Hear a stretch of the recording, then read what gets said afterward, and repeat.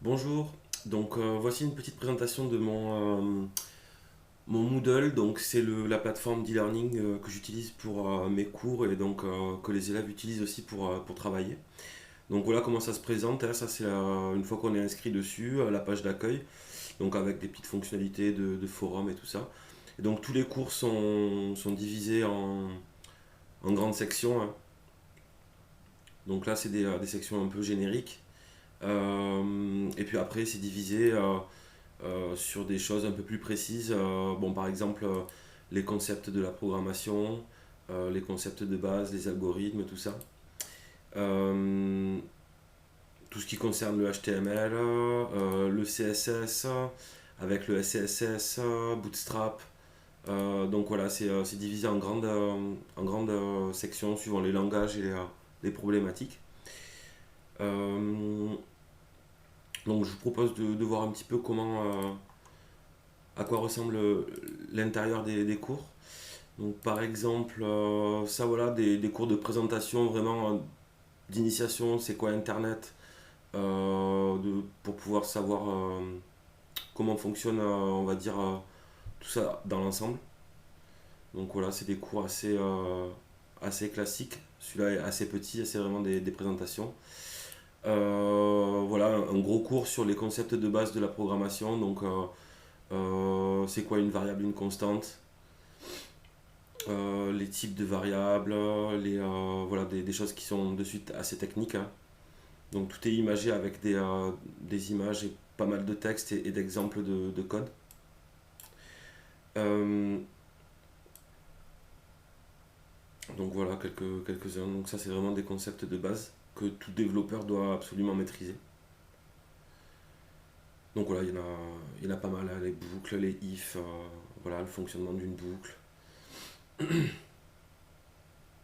fonctionnement des structures conditionnelles, des if. Donc tout ça c'est vraiment de la théorie. C'est des choses que les élèves doivent absolument maîtriser.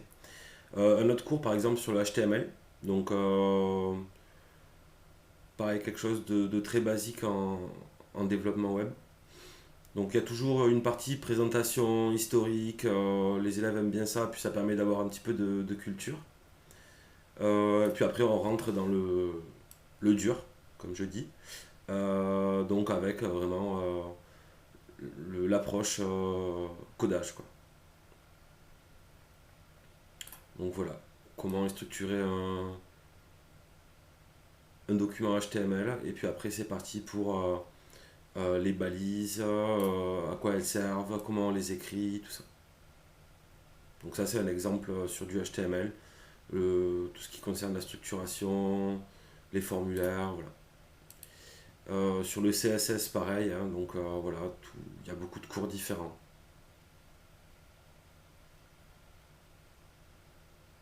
Donc les élèves ont accès à tout ça en classe quand je fais la théorie, on voit tout ça ensemble. Et ensuite, ils ont accès chez eux ou dans leur transport en commun s'ils ont envie. C'est accessible sur tablette, smartphone, ordinateur. Voilà, ils peuvent, suivant leur degré d'implication, continuer à travailler à l'extérieur sans problème. Donc voilà, un cours sur le positionnement en CSS assez intéressant. Donc il y a beaucoup de choses à voir, hein. Je vais essayer d'être assez de pas trop rentrer dans le détail. Voilà, Bootstrap, comment fonctionne Bootstrap. Bon, c'est des cours intéressants. Puis ensuite, tout ce qui touche à la programmation, donc JavaScript, toujours pareil, un petit peu d'historique, de présentation. Euh, Comment fonctionne JavaScript avec les documents HTML, enfin, pourquoi JavaScript est associé au web et à l'HTML. Et puis après, c'est pareil, on rentre dans le dur. Donc, syntaxe, et puis après, donc on voit on revoit tous les concepts qu'on a vus en théorie, donc qui sont communs à la plupart des langages de programmation. Après, on les applique en JavaScript. Donc, surtout, on va en discuter. Et puis après, on fait des exos. Par exemple, ça, c'est un exo simple de JavaScript où il doit faire une petite calculette avec une vidéo. Donc, pour cet exercice très simple de mini calculette, on va mettre en place les différentes notions qu'on a vues en théorie. Voilà, donc ça c'est des exercices, il y a des énoncés assez simples la plupart du temps, et puis une vidéo qui va avec qui permet aux élèves de voir où je veux en venir. Il va me sortir la somme, la soustraction, la multiplication. Ça, je vous joindrai un exercice entier dans le mail.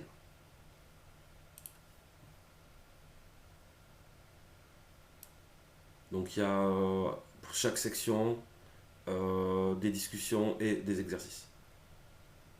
Voilà, par exemple, les types de boucles en JavaScript qui sont typiques, enfin, qui n'existent que pour JavaScript. Des exos, des exos, des exos, et puis après, on continue la théorie. Voilà. Des choses un peu plus pointues, voilà, la programmation asynchrone. Bon, là, il y a beaucoup de choses à dire en JavaScript sur cette chose. Voilà, les API. Donc toujours beaucoup de théorie. Et puis derrière, là, il y a quelques gros TP à la fin de ce cours qui permet aux élèves de pratiquer.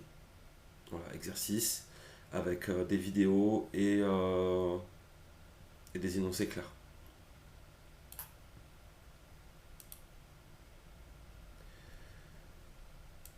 Pareil pour PHP. Hop, voilà, tout ça. Donc il y a beaucoup de contenu.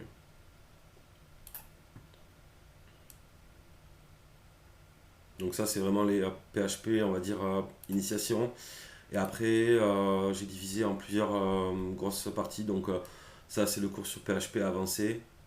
Enfin des fonctionnalités qui sont avancées, qui n'existent que dans PHP. Donc voilà, par exemple, les inclusions de fichiers, tout ce qui est get et post, transmettre des données au serveur, tout ce qui est upload de fichiers, les sessions, tout ce qui concerne les variables serveurs, l'envoi de mail, les variables d'environnement.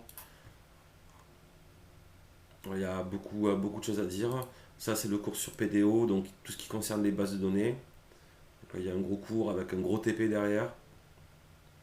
Donc voilà, c'est vraiment pas mal de choses à dire. Et puis là, j'ai pas fait tous les cours, il y a encore beaucoup de choses de type SCSS, les frameworks MVC, CodeIgniter, ce genre de choses, il y a pas mal de contenu. Je peux vous montrer par exemple ça c'est une chose que les élèves font. Ça c'était une session, une grosse session JavaScript. Enfin pardon, développement web, donc JavaScript, HTML, CSS sans PHP. Initiation au développement un peu plus avancé, tout ce qui est API, tout ça. Donc ça c'est le genre de choses que je leur fais faire au bout de quelques semaines. Voilà, faire du triage, un petit peu d'interface graphique. Ça c'est leurs différents projets. Donc pas mal de HTML, CSS et puis après mettre en œuvre tout ce qui est algorithmie en JavaScript, être capable de faire des petits programmes. Donc ça c'est au bout de quelques semaines, voilà, programmer quelque chose. Donc ça c'est le travail d'un de mes stagiaires. Voilà, la présentation des différents projets que je leur ai fait faire. Voilà par exemple, alors non pas celui-là. Voilà, accéder à une API. Alors Star Wars. Là il accède à une API de film.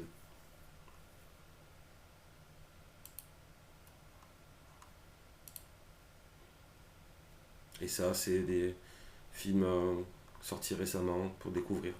Donc voilà, je l'ai fait beaucoup travailler, on va dire, dans la pratique. Voilà, un des premiers projets, faire un petit site de e-commerce from scratch, donc à la main, pour s'entraîner à faire du HTML, CSS.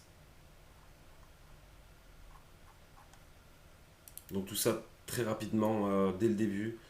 Moi j'estime que c'est vraiment en pratiquant que les élèves apprennent quoi. Voilà un petit template de blog. Donc ça au bout de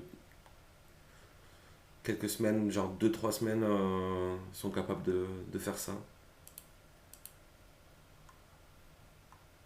Voilà, je leur fais mettre des vidéos, beaucoup de choses à voir. Donc voilà, j'ai mon propre serveur avec pas mal de choses, pas mal d'outils type le Moodle pour tout ce qui est support de cours, exercices et tout ça. Puis après, souvent, je leur fais un sous-domaine par session pour qu'ils puissent s'entraîner à voilà, mettre leurs travaux en ligne, être vraiment sur Internet, protéger leurs travaux, ce genre de choses. Voilà, des fonctionnalités de triage. Par exemple, trier par ordre alphabétique, blog, bootstrap, CV, e-commerce. Donc ouais, il y a plein de choses à faire. Voilà, les progress bars, tout ça.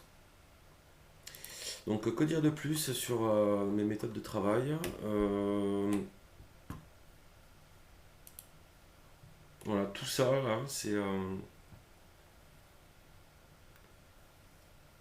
les cours qui sont prêts ou en cours de préparation, qui vraiment concernent tout le développement web, du début à la fin, front-end, back-end, base de données, et tout ce qui gravite autour. Les CMS, voilà, il y a un cours sur WordPress, bon, qui n'est pas fini, mais que j'avais quand même dispensé pendant quelques jours.